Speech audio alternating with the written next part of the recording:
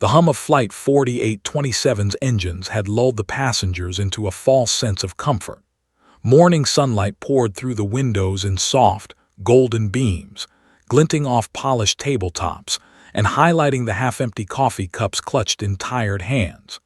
Businessmen scrolled on their phones, commuters fidgeted in cramped seats, and a few travelers attempted to catch a few more minutes of sleep. The cabin was quiet, punctuated only by the occasional murmur of a conversation or the hum of the air-conditioning vents. Captain Reynolds sat in his leather cockpit chair, sipping lukewarm coffee, feeling the familiar thrill of takeoff still buzz in his veins. It had been a routine flight, Denver to Seattle, nothing more. Flight 4827 was his pride, a medium-haul jet with a perfect safety record. Beside him, First Officer Diaz flicked through the instrument panel, nodding as the systems responded smoothly. The two pilots shared a quiet camaraderie, built on years of trust, shared training, and countless hours in the air. Then it happened. A sudden, ear-piercing alarm screamed through the cockpit, drowning out even the drone of the engines. Reynolds nearly spilled his coffee. The warning lights on the dashboard flashed red in unison. Fuel level critical. 0 fuel. He froze. Diaz's hand shot to the controls instinctively, her eyes scanning the gauges, then the radio. "Captain, this can't be right," she stammered, disbelief heavy in her voice. "We just refueled in Denver." Reynolds' stomach dropped. Numbers on the fuel display blinked erratically, dancing across the screen like a malfunctioning slot machine. One moment, there was a fraction of a tank remaining, the next, 0. The hum of the engines felt less comforting now, more like a countdown ticking toward disaster. In the cabin, passengers noticed the subtle change. A shudder ran through the plane, enough to make cups rattle and toddlers stir. Some raised eyebrows, others frowned in mild irritation. Yet nothing could prepare them for the moment the captain's voice cut through the intercom, unusually strained and quiet. "Ladies and gentlemen, we may have a situation." The words barely hung in the air before murmurs erupted. "What do you mean, situation?" a man with a tie asked sharply. "Are we going to crash?" a young mother whispered, clutching her child. "Calm down, please. It's probably just a minor technical issue," muttered another passenger, though her own fingers were white against the armrest. Back in the cockpit, Reynolds' hands flew across switches and dials. Emergency checklists were retrieved, read aloud in the practice cadence of seasoned pilots. Engine 1 stable, Engine 2 fluctuating, fuel pumps offline, alternate tank empty. Diaz's voice shook now, betraying the tension she tried to hide. Reynolds' jaw tightened, a knot forming in his gut. They were officially on 0 fuel, and nothing in their training fully prepared them for this exact moment. The plane seemed to sense the tension. It shuddered again, this time more violently, a low rumble coursing through the cabin. Passengers gripped their armrests instinctively, children wailing softly as the reality of the situation began to seep in. Somewhere near the rear of the cabin, a flight attendant's hand trembled as she held the service cart in place. She glanced at the passengers, her eyes wide, then at the cockpit door, half expecting a calming voice, an explanation, anything. Then the silence. And that's when Sarah Whitman's voice cut through it like a blade, steady, unwavering, impossible to ignore. "I've done this before." Heads turned, eyes widened, conversations halted mid-sentence. Some passengers leaned forward instinctively, trying to locate the source. A man's jaw went slack. A woman's coffee cup nearly slipped from her grasp. 161 lives. Suddenly, the fragile bubble of panic hung suspended, as though the world itself had stopped to listen. Sarah sat in 14C, her posture unnervingly calm, almost military. A streak of sunlight caught her short-cropped hair, highlighting the hardened edges of someone who had faced more danger than the average civilian could imagine. Her eyes were steady, scanning the cockpit through the small window, and her hands rested lightly on the armrests. She wasn't just making a statement, She was issuing a command. The murmurs died completely. Even the children stopped crying, as if sensing the gravity of the moment. Reynolds stared at the intercom, stunned. Who, what? The flight attendant nearest the cockpit, a young woman named Marcy, swallowed hard.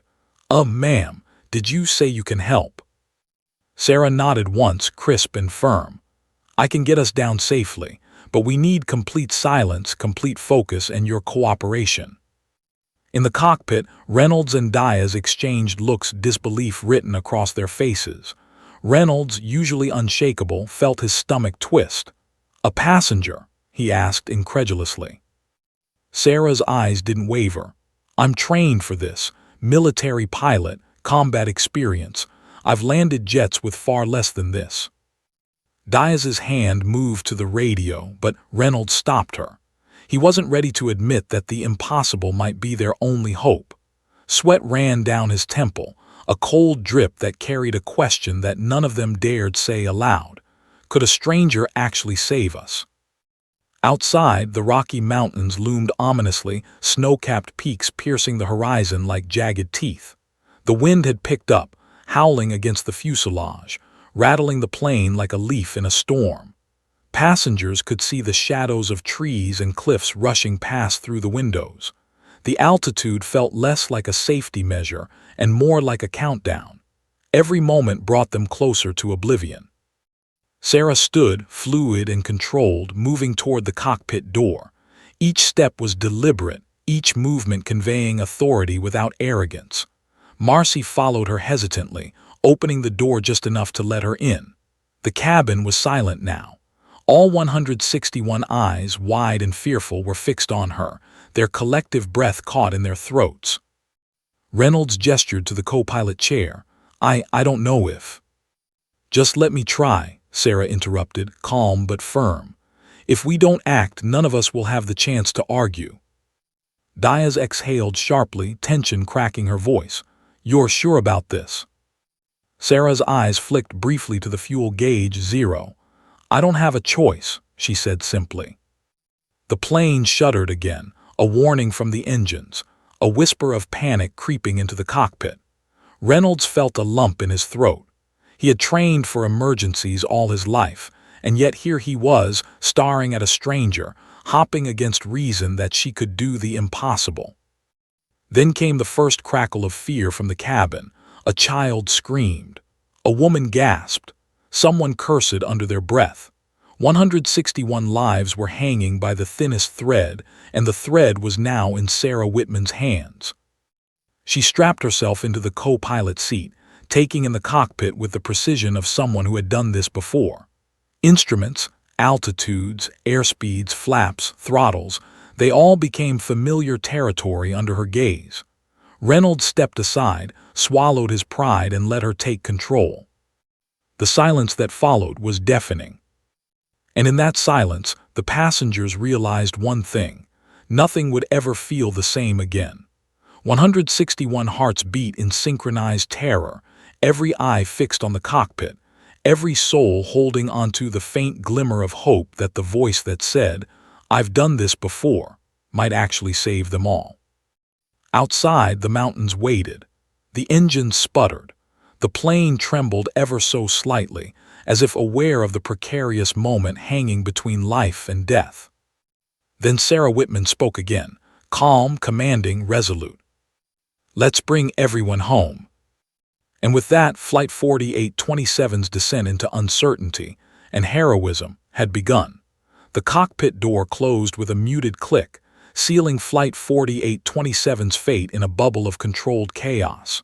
The hum of the engines had become an anxious drone, vibrating against the metal frame of the plane, while outside, the Rockies loomed like jagged sentinels, indifferent to human lives.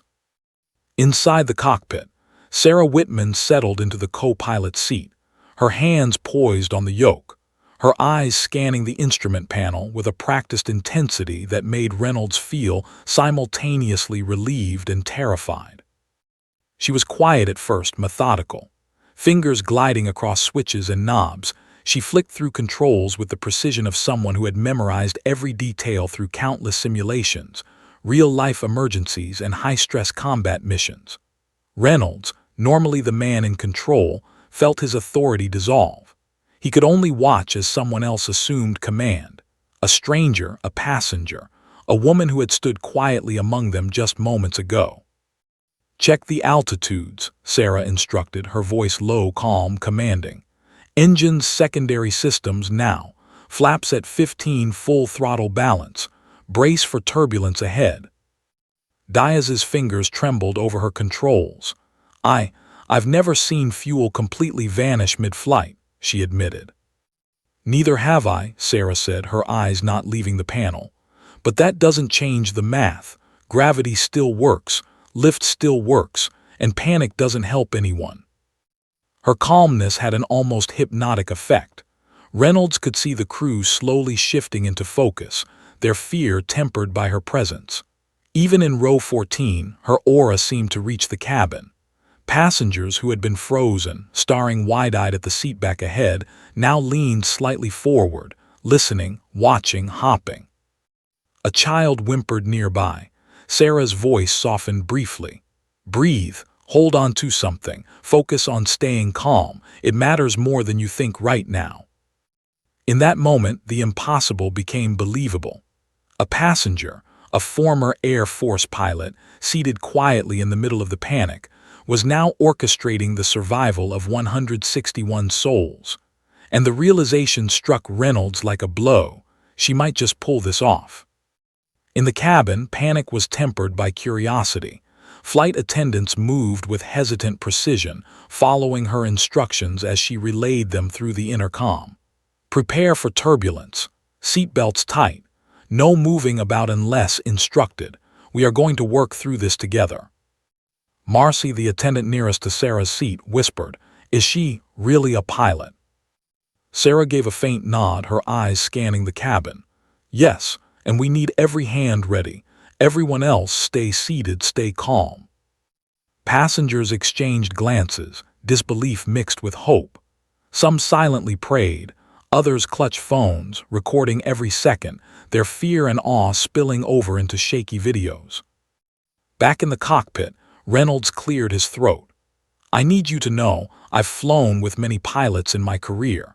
You have nerve, but you have no idea what it's like to manage a civilian jet under these conditions." Sarah gave a measured look. "Neither do you, but nerves don't matter. Precision does. Focus does. Right now, that's all that matters." She adjusted the throttle, feeling the engine sputter, a low vibration signaling the creeping absence of fuel. Reynolds leaned over instinctively, scanning the panels, his mind racing with emergency protocols, alternate landing strips, and worst-case scenarios. None of them seemed feasible. At zero fuel, options were microscopic. One mistake would end everything. The plane jolted violently. Passengers screamed. Reynolds felt his stomach twist as the fuselage trembled. "We're losing altitude faster than expected," Diaz said, voice tight. Sarah's jaw clenched. She ran rapid calculations in her head, recalling air density, jet weight, flaps configuration, and the plane's glide ratio. "Control the descent rate," she commanded. "Do not overcorrect. Let me guide us. Keep your hands on the throttles, ready to respond, but trust me." Outside the windows, the Rocky Mountains grew sharper, more threatening. Snow-capped peaks and pine forests blurred past as if mocking the humans inside the plane. In row 10, a man gripped his armrests, muttering prayers. A mother whispered reassurances to her children, trying to convince herself as much as them. Fear was thick in the cabin, yet Sarah's calm cut through it like a knife, giving everyone a fragile thread of hope. Minutes stretched, time lost meaning. Every second was measured in heartbeats, every movement in infinitesimal inches of altitude. Reynolds glanced at the fuel gauge, still zero. His mind raced, remembering all the emergencies he'd trained for. None, not a single one, had prepared him for this. A civilian passenger taking control, potentially saving them all. Sarah leaned forward slightly, her eyes never leaving the instruments. "Radio Denver Center," she instructed. Reynolds hesitated. "Do it," she said firmly. We need clearance or at least awareness for what we're about to attempt." The crackle of static met their request. For a heartbeat, no response came. Then a faint voice, "Flight 4827, report your situation." Sarah spoke clearly, precisely. "Zero fuel, both engines failing, rocky mountains ahead, requesting emergency vectors nearest landing strip." Static answered her. No guidance, no miracle. Only the hum of a plane in freefall and the fear that clung like ice to the passengers. Reynolds exhaled sharply. "This is insane," he muttered. "You're calm, but we could die in the next 10 minutes. "I know," she replied, "and that's why I'm not panicking." She adjusted the yoke, tiny micro-movements, correcting the glide, balancing the plane's weight across the failing engines. The plane shuddered and dipped, and a collective gasp filled the cabin. A child cried out. A woman clutched her seat back, nails digging into the fabric. Marcy moved past them, her voice trembling. Everyone, please stay seated. Trust her. I know it's hard, but we have to." Sarah's eyes flicked to the cabin mirror. She gave a subtle nod. The passengers were listening, watching. Some were praying, some silently screaming inside their heads. She focused back on the instruments. Calculations, decisions, life or death. The plane shivered again, a low, ominous groan. Reynolds felt sweat bead on his forehead. He had flown over mountains, through storms, and faced engine failures. But this was something else entirely. Then the plane dipped slightly. A jolt. Sarah's voice cut through it all, calm but firm. "Brace for turbulence. Stay with me. Hold on to something. Every movement counts." The passengers obeyed, clutching armrests, gripping strangers' hands, bracing for the unknown. Fear hung thick, but beneath it, a fragile spark of hope glimmered. They were not alone. A stranger, a hero in disguise, had claimed the cockpit. And for the first time since the alarm sounded, there was a sense, however fleeting, that survival was possible. Sarah's eyes scanned the instruments one last time before speaking, her voice low, unwavering. "We don't have time to panic. 161 lives depend on what happens in the next 10 minutes. Focus. Trust me. We're getting through this, or we don't get through at all." The plane tilted, catching a gust of wind that sent hearts into throats. Reynolds gripped his seat, knuckles white. Diaz swallowed hard, trying to steady her trembling hands.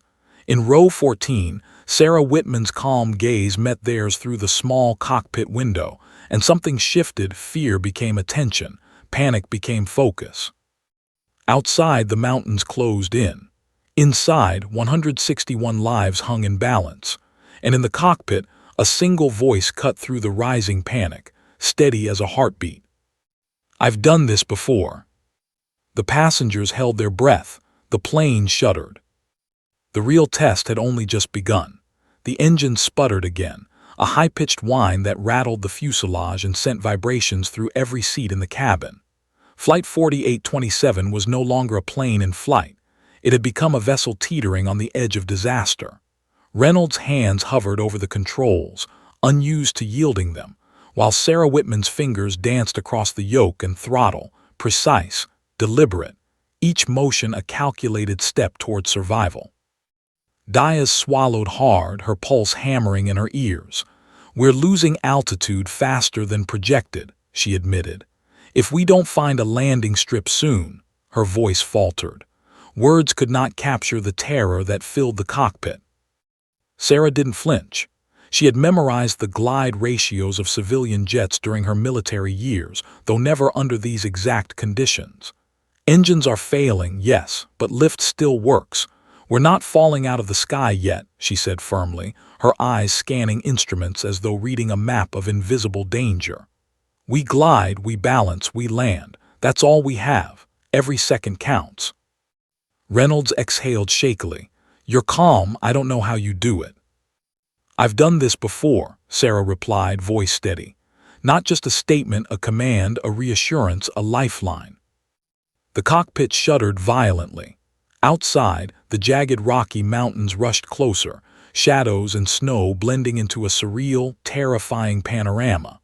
A light dusting of snow on distant peaks reflected the sunlight like fractured glass. The plane dipped sharply, sending an involuntary scream through the cabin. 161 passengers froze. Children clutched parents, strangers grasped each other's hands. Marcy, the flight attendant, whispered through the cabin, "Brace yourselves, stay calm, trust her." Sarah's eyes never left the instruments.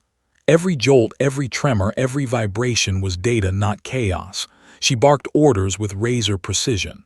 Throttle, adjust by 3%. Flaps, increase gradually. Altitude, stabilize at 12,000 feet. Reynolds, monitor engine temperature. Diaz, check hydraulics. We cannot afford surprises. The plane groaned under its own weight. Sparks flickered from an electrical panel, smoke wisping lazily into the cockpit. Reynolds blinked, panic threatening to surface. Sarah noticed but didn't hesitate. She twisted the yoke slightly, correcting the plane's tilt. "You see that ridge ahead?" she asked, voice calm, almost clinical. "We'll need to glide between those two peaks, no wider than 50 feet margin on either side. Minor miscalculations and we lose everything." Diaz swallowed audibly. 50 feet. Sarah's gaze didn't waver. 50 feet. Reynolds clenched his jaw. Even at her command, the mountain walls seemed impossibly close. The cabin held its collective breath. Outside, the rocky terrain stretched like jagged teeth, snow and shadow blending into a monochrome maze. A sudden lurch threw passengers forward, cups spilling, bags tumbling. A small child screamed. A man cursed under his breath, gripping his wife's hand until knuckles whitened. Every eye in the cabin pressed toward the cockpit, drawn by the tense authority that now governed their lives. Sarah's hands moved with unwavering precision. Every throttle adjustment, every microturn of the yoke, every shift of weight was executed with military timing. Reynolds realized with a surge of awe and fear that they were watching survival in motion, a dance with death, choreographed by someone who had lived through worse. Then came the engine's final groan. The left engine sputtered violently, coughing smoke and sputtering sparks. The right followed moments later. Reynolds felt the plane tilt, almost instinctively trying to correct, but Sarah's hand overrode his subtle movements. "Focus," she barked. "We glide, not fall. We are not falling." The words steadied him, not fully, but enough. He had flown countless emergency simulations, but nothing could replicate this. An empty fuel gauge, failing engines, a mountain range that might as well have been walls, and a passenger in command. In the cabin, panic simmered. Phones came out, shaky fingers recording the impossible. Some passengers whispered prayers, others stared silently, eyes wide with disbelief. A young woman in row 18 clutched her necklace, murmuring, "Please God, someone save us." Sarah didn't speak to them. Her focus was absolute. Her mind was a chessboard of physics and human lives. Every adjustment, every tilt, every correction had to be precise. One miscalculation, and the plane would become a tomb. Minutes felt like hours. The plane glided, dipping and wobbling, eking out survival with every second. Outside, the mountains seemed to close in, threatening to crush them under their frozen weight. Then came the radio. A faint, static-laced voice broke the silence. "Flight 4827, Denver Center here. Do you copy?" Sarah's voice was sharp. "We are out of fuel, both engines failing, approaching Rocky Mountains, requesting emergency guidance or nearest landing strip. Repeat, 0 fuel." The static hissed, then died. Silence. Reynolds pressed the radio again, but no response came. They were alone, completely.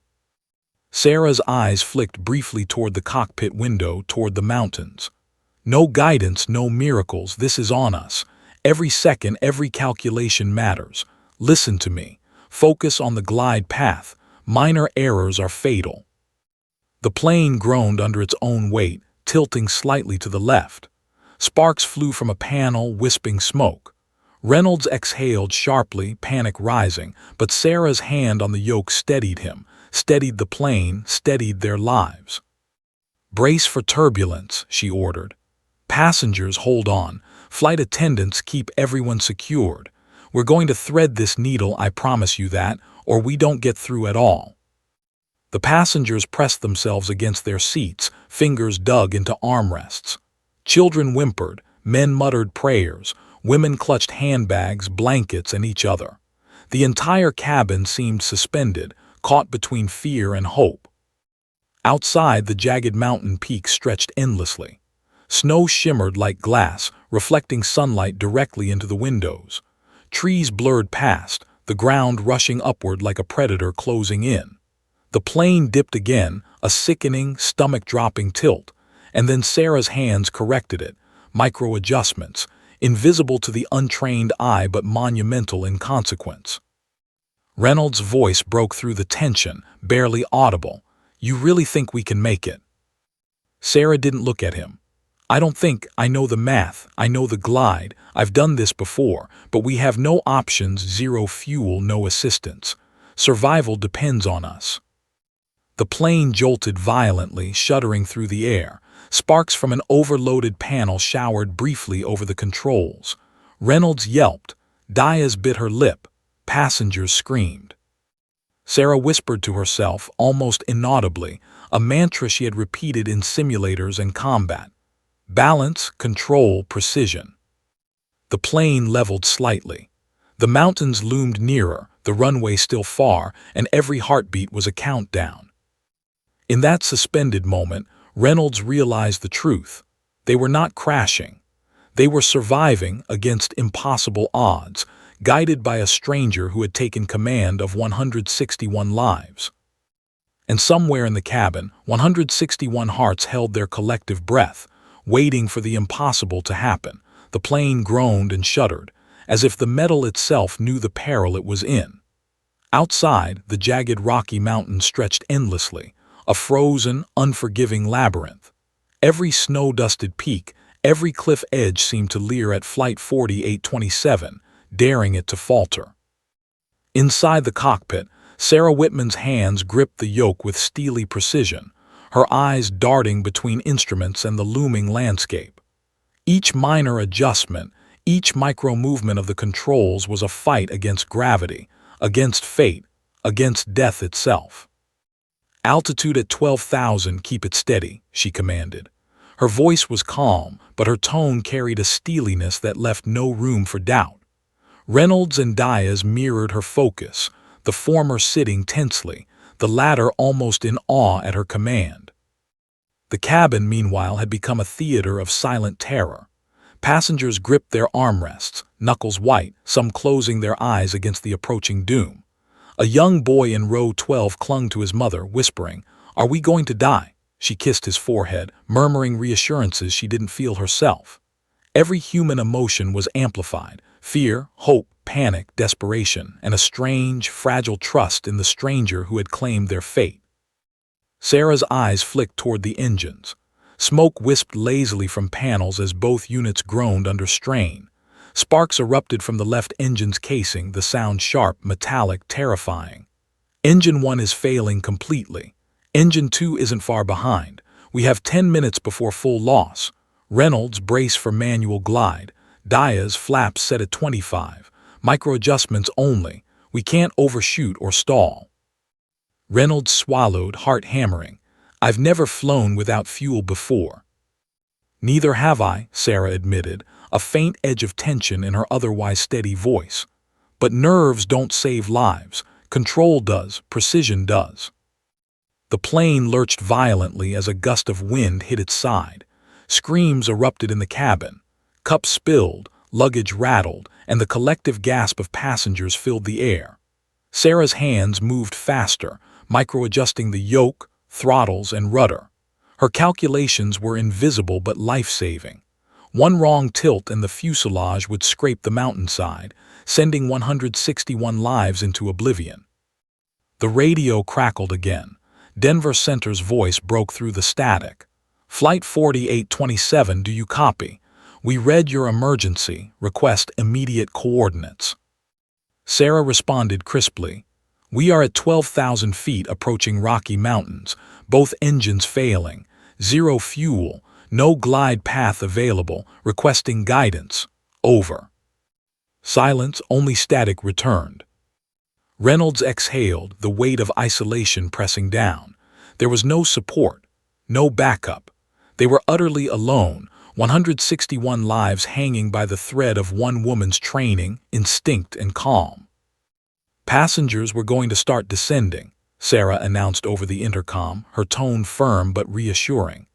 Stay seated, remain calm, hold onto your armrests. Flight attendants ensure every passenger is secure. We will approach a landing strip.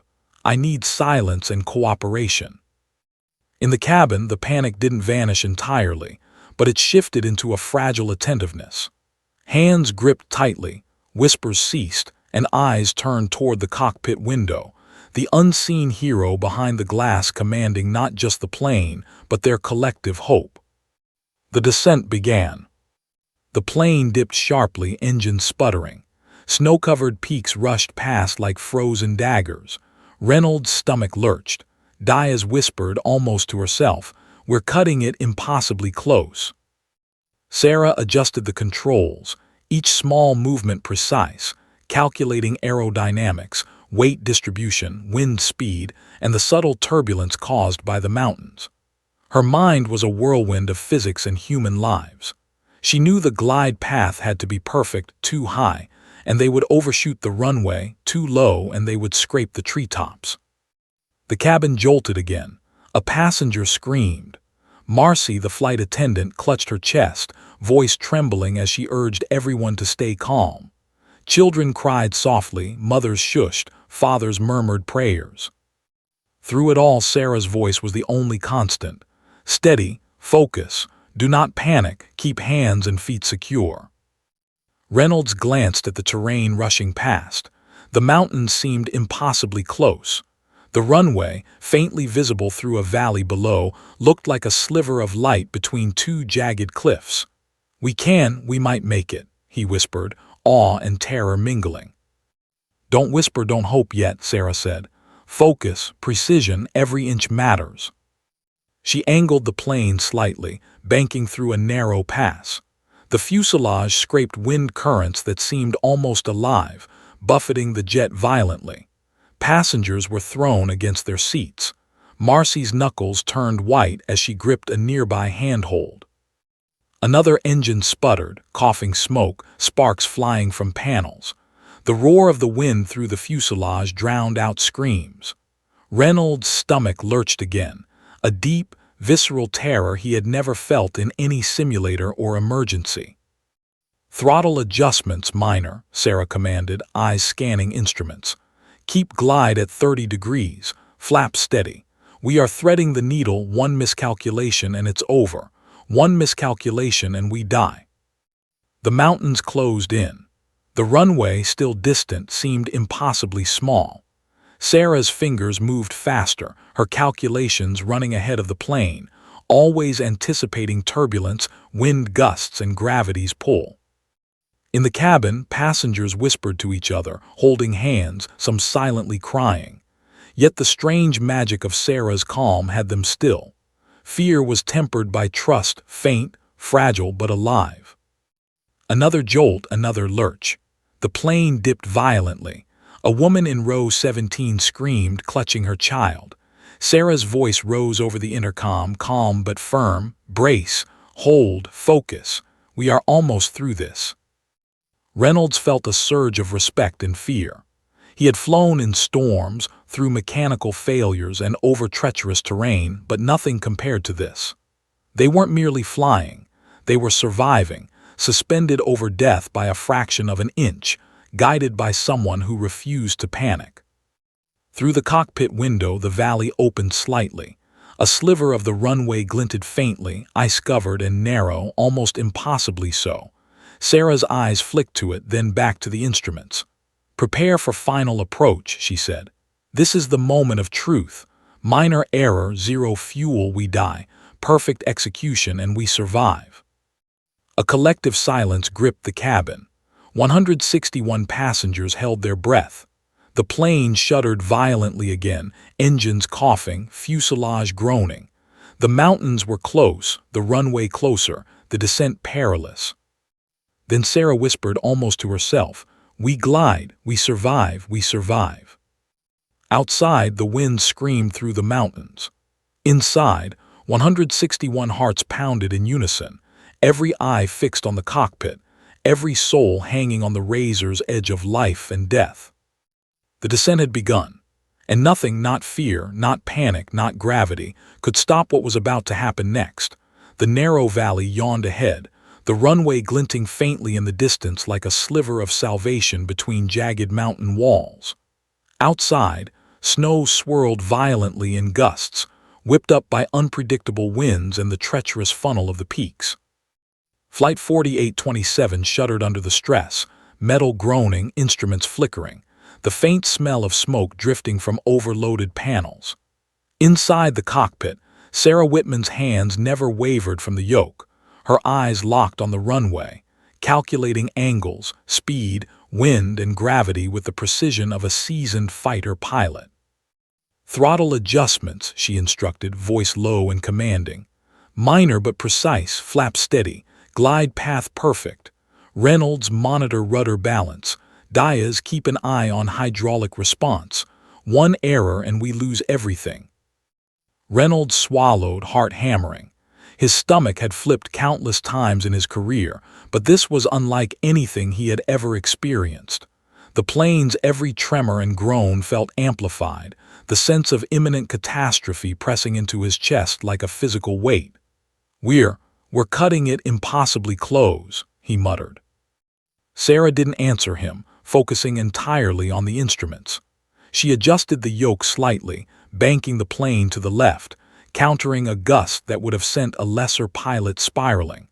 The fuselage groaned, shuddering violently as if resisting her control. Back in the cabin, panic simmered. A mother clutched her child to her chest, whispering desperate reassurances she barely believed herself. A man gritted his teeth, gripping the armrests as though he could physically hold the plane steady. Children whimpered, eyes wide with fear, and all around, passengers whispered prayers, each word a fragile plea for survival. Marcy, the flight attendant, moved silently down the aisle, urging calm. "Stay in your seats, brace yourself, follow instructions, please trust her." Her voice trembled despite her best efforts. Sarah's eyes flicked to the rearview monitor, catching glimpses of passengers holding on for dear life. She gave a subtle nod, not reassurance, not comfort, but acknowledgement. They were alive for now. The engine sputtered again. Sparks flew from a failing panel.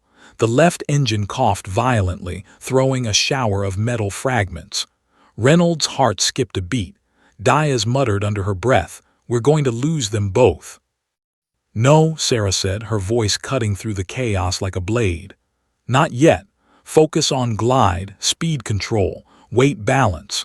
Turbulence is temporary. Survival is permanent if we execute perfectly." She adjusted the yoke with micro-movements, tilting the plane, countering the gusts that threatened to hurl them into the rocky mountainsides. The fuselage wobbled violently, passengers' screams piercing the cabin, but Sarah's hands never wavered. "Minor correction. Now," she barked, and the plane responded, though with a violent jolt that made several passengers gasp and clutch their armrests. "Do we make it?" Reynolds whispered, voice almost drowned out by the roar of wind through the fuselage. Sarah's jaw tightened. "We will make it if we execute perfectly. One error, one miscalculation, and it's over. So focus, control, precision. That's all that matters." The runway was closer now, a thin ribbon of icy asphalt in a treacherous valley. Every second, every jolt, every gust of wind mattered. A slight deviation, a misjudged angle, and Flight 4827 would become a frozen tomb for all 161 souls aboard. The plane lurched violently, a sudden turbulence throwing passengers forward. A child screamed. A woman gasped, nails digging into the armrest.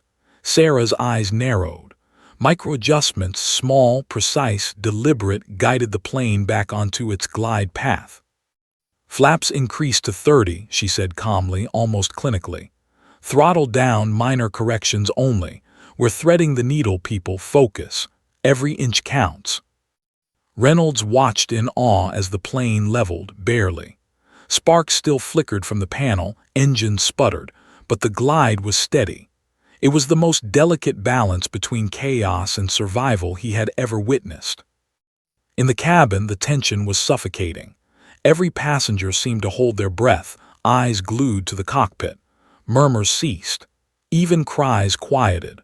161 lives clung to Sarah Whitman's skill, to her experience, and to the improbable calm she radiated. Another jolt, another violent shudder. Outside, a gust threw the plane into a shallow roll. The fuselage groaned and passengers screamed again. Sarah's voice rang out, firm and commanding. "Brace, adjust weight, stabilize. We are almost through this turbulence." The plane leveled again, dangerously close to the mountain walls on either side. The runway was visible now, icy, narrow, impossibly small, like a thread stretched between life and death. Sarah calculated speed, glide angle, wind correction, fuselage tilt, all in milliseconds. Reynolds and Diaz followed her instructions, barely daring to breathe. Eyes on the landing strip, minor micro-adjustments only. Do not overshoot, do not stall, she instructed. Every movement is critical. Outside, snow swirled, obscuring the runway intermittently. A gust hit the plane's side, tossing it violently. Reynolds' stomach lurched as he gripped the controls, his knuckles white. The cabin jolted and screams erupted again, but Sarah's voice remained calm, cutting through the chaos. "Hold, brace, focus. 1 inch at a time." She adjusted the yoke slightly, guiding the plane's descent with surgical precision. The runway seemed impossibly far, yet impossibly close.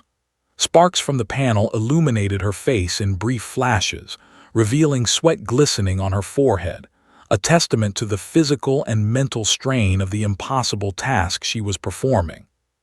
Throttle correct by 3%, flaps steady, glide perfect, she whispered under her breath, more to herself than anyone else. The engines groaned, coughed, sputtered their final protest. Reynolds' stomach dropped. The plane tilted violently. A man screamed, gripping his wife. A child cried out, pressing his face into his mother's chest. Sarah's eyes never left the instruments. She whispered a prayer she had used countless times in the Air Force. Balance, control, precision. The runway grew larger in the viewfinder, a narrow ribbon of salvation. Snow swirled violently, the wind screaming like angry spirits. "Brace," Sarah shouted, finally loud enough to cut through the cabin's cries. "Hold tight, this is it." The plane dipped, the tires inches above the icy asphalt. Sparks flew from overloaded panels, engines wheezing. Reynolds' heart pounded so violently he thought the cockpit would shake apart. Then a brief, almost imperceptible leveling. The tires kissed the icy runway. A collective intake of breath echoed through the cabin, passengers gripping their armrests, white-knuckled, wide-eyed, frozen in disbelief. The plane skidded, the fuselage groaned. Snow sprayed into the valley like white fire. Every passenger's heart raced. Sarah's jaw tightened, hands shaking slightly but never letting go. She whispered, almost inaudibly, "One more, just one more." The nose wobbled, sparks erupted from the panel again, a sharp jolt, and then stability. The impossible landing was still a heartbeat away. The icy runway stretched beneath Flight 4827 like a fragile thread connecting life and death.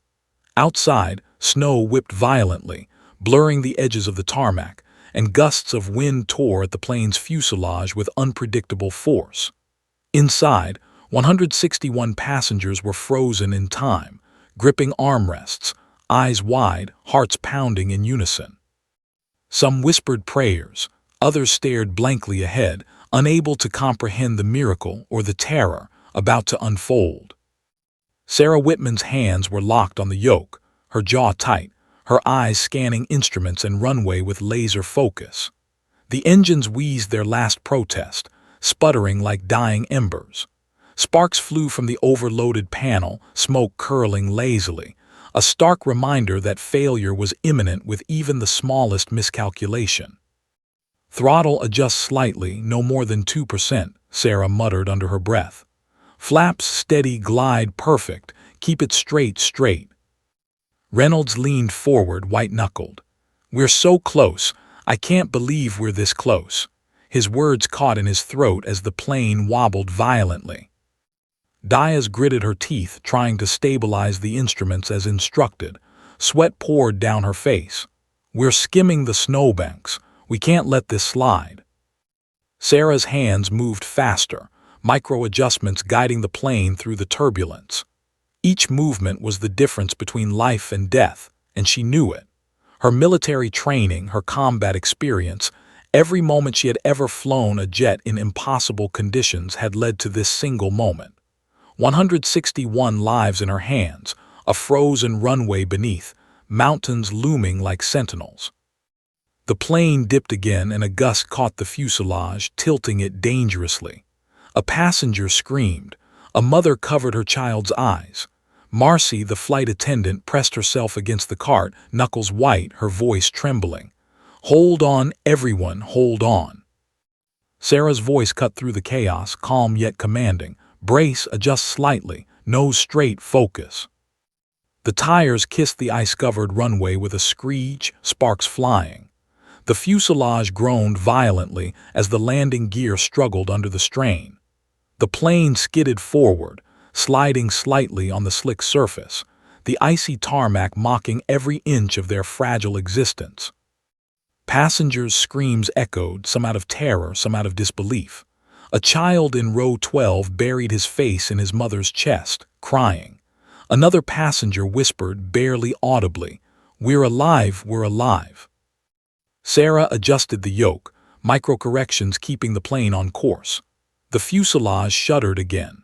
Sparks erupted from panels as the engines groaned, struggling to maintain the last bit of control. Reynolds and Diaz followed her instructions with exacting precision, but it was Sarah who guided the plane, who held the line between survival and catastrophe. The runway stretched endlessly ahead, yet every foot felt like a razor's edge. One wrong tilt, one minor miscalculation, one gust of wind, and the mountains would claim them. "Hold the glide," Sarah whispered, voice tight. "Control the speed, keep it steady, just a little more." The plane's nose dipped slightly, a shudder rippling through the fuselage. Sparks and smoke poured from overloaded panels and the engines coughed violently, their final protest. Reynolds gritted his teeth, heart hammering. Diaz held her breath, fingers trembling on the throttle. Outside, snow swirled violently, the runway flashing under the icy gusts. The fuselage scraped the snowbanks as Sarah whispered, "Just one more correction." The tires caught the icy asphalt again. The plane shuddered violently. Sparks sprayed across the panel. Passengers screamed, white-knuckled, as the fuselage wobbled. Sarah whispered, "Balance, control, precision." Then, with a violent groan and a final shudder, Flight 4827 stabilized. The engines wheezed, sputtered, and fell silent. The fuselage slowed on the icy runway, sparks fizzled, and a strange, fragile calm replaced the terror. For a heartbeat, no one moved. Then came the first tentative sounds, a child's whimper turning into a sob of relief, a mother whispering thanks under her breath, a passenger's shaky, "We made it." Reynolds exhaled so hard it shook his shoulders.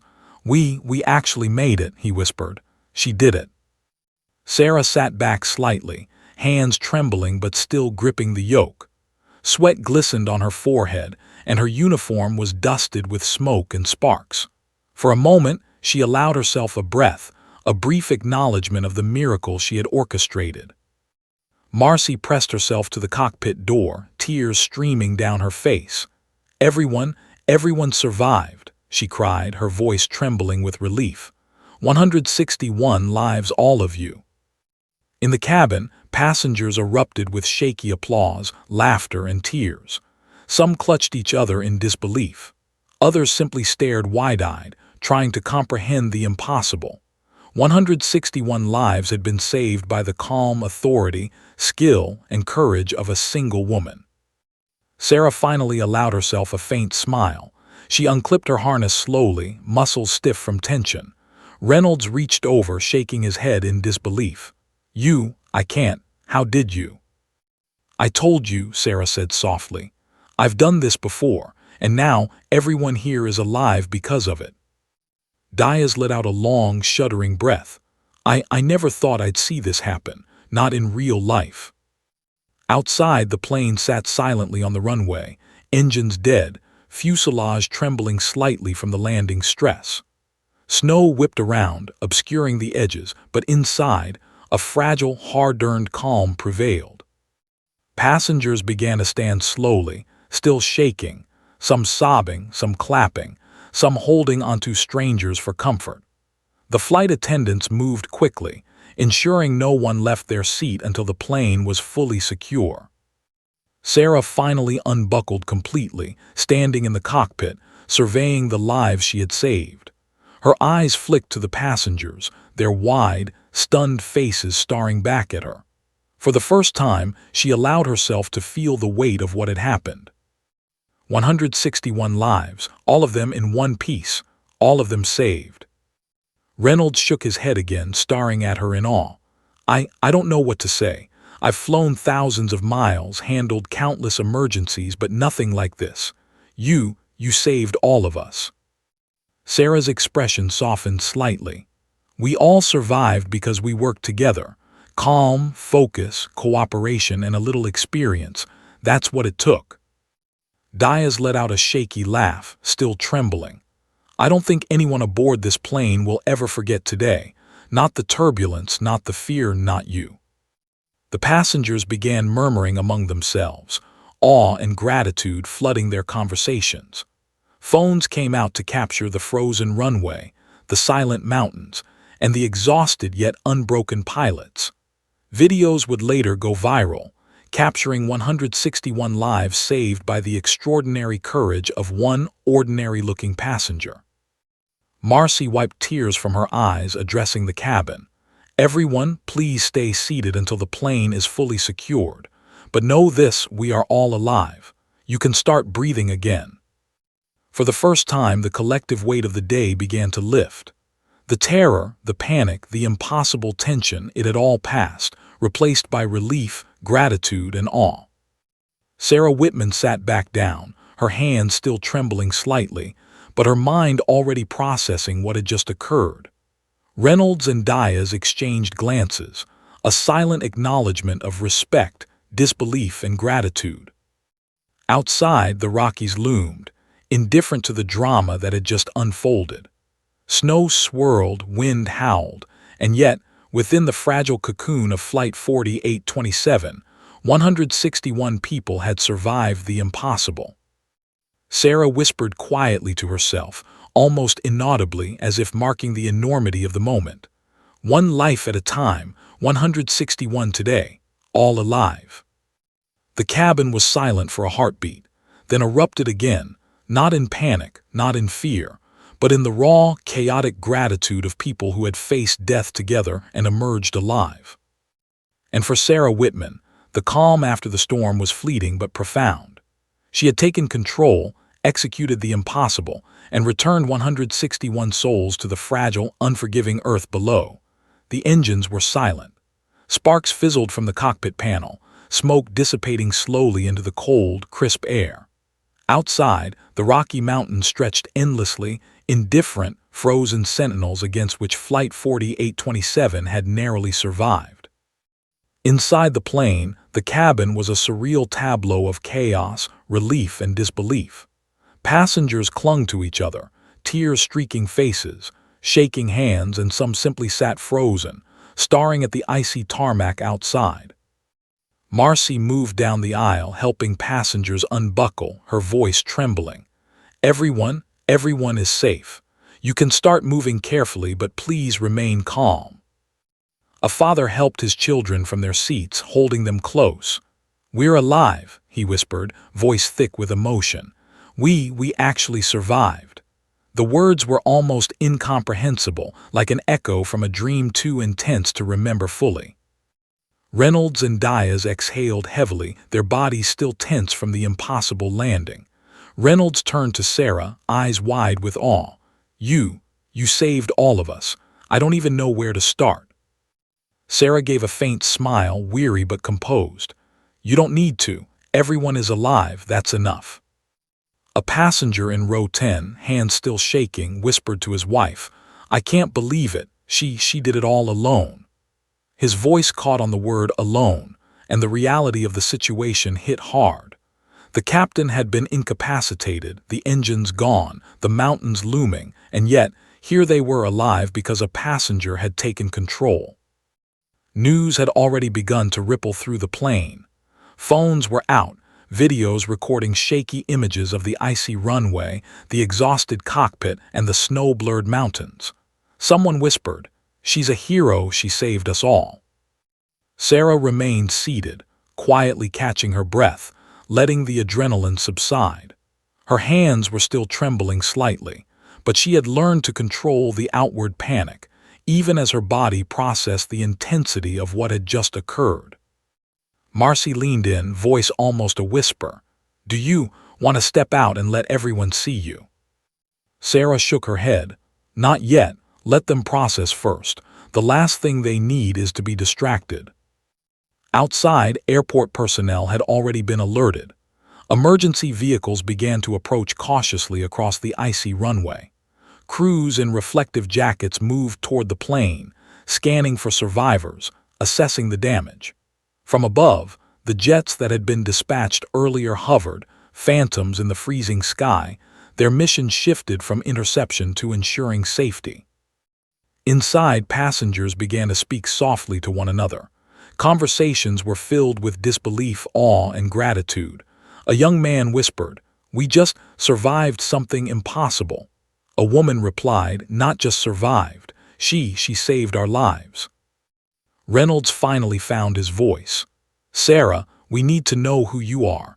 Everyone is going to want to thank you to understand how this happened." Sarah exhaled slowly, glancing around at the faces that had become her responsibility, however briefly, during the flight. "I was a pilot," she admitted, her voice steady but quiet. "Military background, experience in emergencies. That's all you need to know. I did what I had to do." The words were simple, but the weight of them hit the passengers like a thunderclap. Murmurs rippled through the cabin. A man in row 14 whispered, "She was just a passenger. How is that even possible?" News crews had already begun contacting those on the flight. Phones and social media lit up with videos and messages. "Passenger saves 161 lives in zero-fuel emergency." And heroine takes control of plane mid-flight. The story spread like wildfire, disbelief and awe mingling in every headline. Sarah remained quiet, absorbing it all, still processing the adrenaline crash and the magnitude of what she had done. Reynolds leaned back, shaking his head. "I've flown thousands of hours, dealt with emergencies, storms, mechanical failures, but nothing like this. You did the impossible." Sarah's eyes flicked toward the passengers, now beginning to move carefully toward the exits. Children clung to parents, adults helped one another, tears flowing freely. The raw, chaotic relief was palpable. Diaz approached Sarah, voice trembling. I can't imagine the calm it took to do that. Not panic, not fear, pure control." "I focus on what I can control," Sarah replied softly. "Everything else, chaos, fear, panic, that's irrelevant. The goal is survival."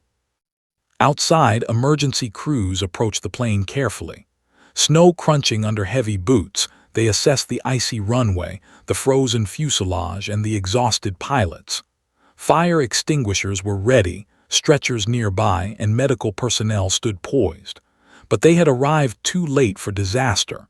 The plane had already defied the impossible. Passengers began disembarking slowly, some helped by attendants, some by family, some holding hands with strangers who had survived alongside them. Each step onto solid ground was a small victory, each breath a celebration of survival. Reynolds finally turned to Sarah one last time. "I need to say this publicly, the flight crew, the passengers, myself. We owe you everything. Not just your skill, your courage, your calm, your presence of mind. You saved us all." Sarah allowed herself a faint smile, almost imperceptible. "Just make sure they know it was a team effort. Everyone contributed. I guided, but 161 lives made it because everyone cooperated, stayed calm, and followed instructions." Outside, media vans were arriving, their cameras trained on the miraculous scene. Reporters shouted questions, microphones thrust toward the cockpit window, but Sarah stayed seated, quietly observing the lives she had saved. She didn't seek recognition. The adrenaline and responsibility had been reward enough. Passengers shared stories, their voices trembling. One woman whispered to a neighbor, "I thought we were going to die. I thought it was over." Her hands shook as she held her child. The neighbor nodded, tears streaming down her face. "She saved us. That woman, she saved all of us." Emergency crews finally approached the cockpit. Reynolds stepped aside, gesturing toward Sarah. "She's the reason 161 people are alive today." A reporter shouted from a distance, "Who are you? How did you survive? How did you save everyone?" Sarah didn't respond immediately. She allowed herself a moment, absorbing the frozen mountains, the exhausted passengers, the trembling crew. Then, in a calm, steady voice, she finally said, "I did what anyone with experience, focus, and courage could do. Today, 161 lives are safe because we refused to panic. That's all. I was just in the right place at the right time." The cabin erupted in applause, tears, and cheers. Social media would later flood with videos, hashtags, and stories of a passenger-turned-hero. Experts would analyze every detail. News anchors would describe the impossible landing, and the world would marvel at how 161 lives were saved by courage, calm, and skill. For now, however, inside Flight 4827, relief and gratitude were raw, unfiltered. People hugged strangers, whispered prayers, and slowly processed the impossible reality. They had survived against every conceivable odds, guided by a woman whose quiet determination had become their lifeline. Sarah finally leaned back in her seat, exhaustion finally washing over her. Sweat dripped down her forehead, and muscles that had held tension for hours began to relax. Outside, the Rockies loomed, indifferent and silent, yet the frozen tarmac bore proof that humanity, skill, courage, and resolve had prevailed. And for the first time since the engines had failed, since panic had seized the cabin, since the mountains had threatened to claim them all, 161 people allowed themselves to breathe freely. Sarah Whitman, quiet, composed, yet profoundly heroic, had done the impossible, and the world was about to know her name. The icy runway lay silent under the winter sun, snow swirling gently around the grounded Flight 4827. Emergency crews had left, satisfied that no injuries remained beyond the inevitable bruises and shaken nerves. Yet inside, the cabin still held a hushed reverence, as if the collective passengers understood they had just survived the impossible. News helicopters circled above, capturing footage of the plane's final resting place. Social media had erupted hours ago, hashtags trending worldwide. Passenger hero, zero fuel miracle, 161 lives saved. Videos uploaded from trembling phones showcased the narrow glide, the icy runway, and most importantly, the calm, unwavering figure in the cockpit, Sarah Whitman. Reporters swarmed the airport perimeter, cameras thrust forward, microphones recording frantic voices. Passengers, still pale from shock, recounted their experiences with quivering voices. Every story emphasized one point. 161 lives had been saved by a woman who refused to panic, who had taken control when everyone else had thought all was lost. Reynolds and Diaz were finally allowed to step outside, escorted by officials. Their expressions were a mixture of awe, relief, and disbelief. Reynolds finally broke the silence, shouting over the camera flashes, "This woman, Sarah Whitman, saved all of us today. Every single passenger owes her their life." Sarah stepped out, eyes shielded from the glaring cameras, jacket dusted with frost, hair plastered to her sweat-streaked forehead. For a moment the applause and cheers were deafening, but she walked steadily, hands clasped calmly before her, absorbing the magnitude of what had occurred without letting the chaos touch her composure. A reporter pushed forward, microphone shaking. "Ms. Whitman, how did you stay so calm? How did you take control?" Sarah's lips curved faintly, a tired but genuine smile. "I focused on what I could control. Flight, instruments, glide path, safety. Everything else was noise. Panic and fear are contagious, focus and calm are too. Today, 161 lives survived because we stayed focused, precise, and cooperative." Her words sent ripples through the crowd. A stunned silence fell as the reality sank in. A civilian, a passenger, had orchestrated the survival of everyone on board a plane with zero fuel, failing engines, and jagged mountains on either side. Passengers came forward, still trembling, tears streaming down their faces. One man, eyes red and voice shaking, pressed her hands between his. You saved my children. You saved us all. How can we ever thank you?" Sarah knelt slightly to meet his gaze. "Just live your lives. That's thanks enough. Today you were brave too, staying calm, following instructions, trusting someone you didn't know. You made this possible as much as I did." Marcy, the flight attendant, appeared beside her, visibly emotional. You did what no one thought possible. The world needs to hear this story." Sarah shook her head slightly. "It's not about me. It's about all of us surviving together. Remember that." In the days that followed, the story exploded across global media. Headlines blared with disbelief. "Passenger saves 161 lives in zero-fuel emergency." And "Heroine takes control mid-flight, lands plane miraculously." Experts analyzed her technique, engineers marveled at her precision, and military analysts compared her calm under pressure to elite fighter pilots in combat scenarios. Interviews flooded in. Television anchors, live audiences, and talk shows sought her perspective. Yet Sarah remained steadfast, consistent in her humility. It wasn't luck. It wasn't heroics in the traditional sense. It was focus, experience, and a refusal to panic. And it was teamwork. Every passenger did their part. Meanwhile, passengers began forming bonds that would last a lifetime. Those who had been strangers in terror became family in survival. Social media groups, reunion plans, and heartfelt letters flowed across the country, all centered on the shared miracle of Flight 4827. Reynolds, the first officer who had almost relinquished hope, gave a televised interview. "I've flown countless emergencies in my career, but nothing prepared me for this.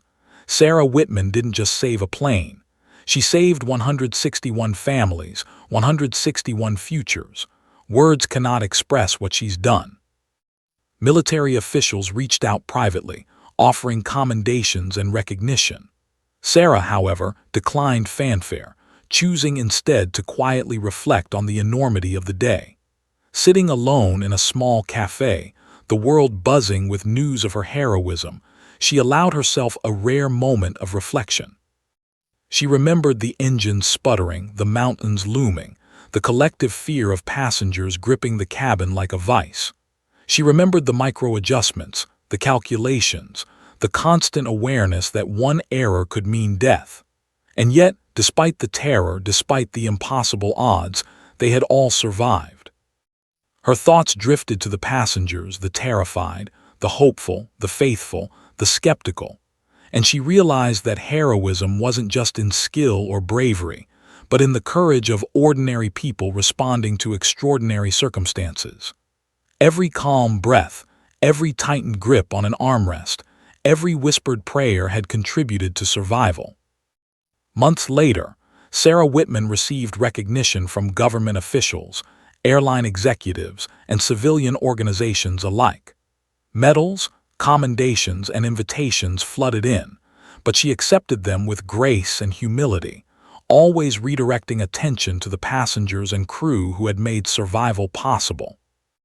Interviews, articles, and documentaries captured the world's attention, but Sarah refused to sensationalize the event. "Focus on the lessons," she said, "not the drama. Calm under pressure, preparation, teamwork, that's what saved 161 lives. Not luck, not fame, not hero worship." Even in quiet moments, she reflected on the flight. The images of snow-swirled mountains, icy tarmac, and trembling passengers lingered. The adrenaline, once overwhelming, had faded, leaving a deep sense of gratitude for her training, for the chance to act, and for the miraculous survival of everyone on board. The passengers, many of whom remained in touch, shared their ongoing gratitude. Birthdays celebrated together, holidays acknowledged, friendships forged from terror and relief. Every anniversary of the flight became a reminder of the fragile, beautiful balance between life and death, and the woman who had tipped the scale toward life. Schools, flight academies, and civic organizations invited Sarah to speak, hoping to inspire calm, preparation, and courage. Her story became a case study in leadership, precision, and composure under pressure. Yet she continued to emphasize humility, focus, and teamwork above all else. And in the quietest moments, Sarah Whitman reflected on the simple, human truth that had guided her through Flight 4827. Extraordinary circumstances reveal extraordinary courage, not just in heroes, but in ordinary people who refuse to give in to panic. 161 lives had been preserved, not by luck, not by accident, but by skill, preparation, calm, and the human will to survive. And though the world would remember Sarah Whitman as a hero, she knew deep down that every life saved was also a testament to the collective courage of those who had faced death together and chosen to survive. As winter melted into spring, Flight 4827 remained grounded, a frozen monument to survival. And somewhere, a woman who had been a passenger, ordinary in appearance, extraordinary in action, continued her life quietly, carrying the weight of 161 saved lives, forever changed, forever humbled, and forever remembered. The story of zero fuel, failing engines, and a mountain-strewn runway became legend, not because of spectacle, but because one person, calm under unimaginable pressure, had reminded the world of the raw power of focus, courage, and human determination. And somewhere, in homes across the country, 161 people looked back on that day with gratitude, awe, and the unshakable knowledge that their lives had been touched by a miracle guided by Sarah Whitman.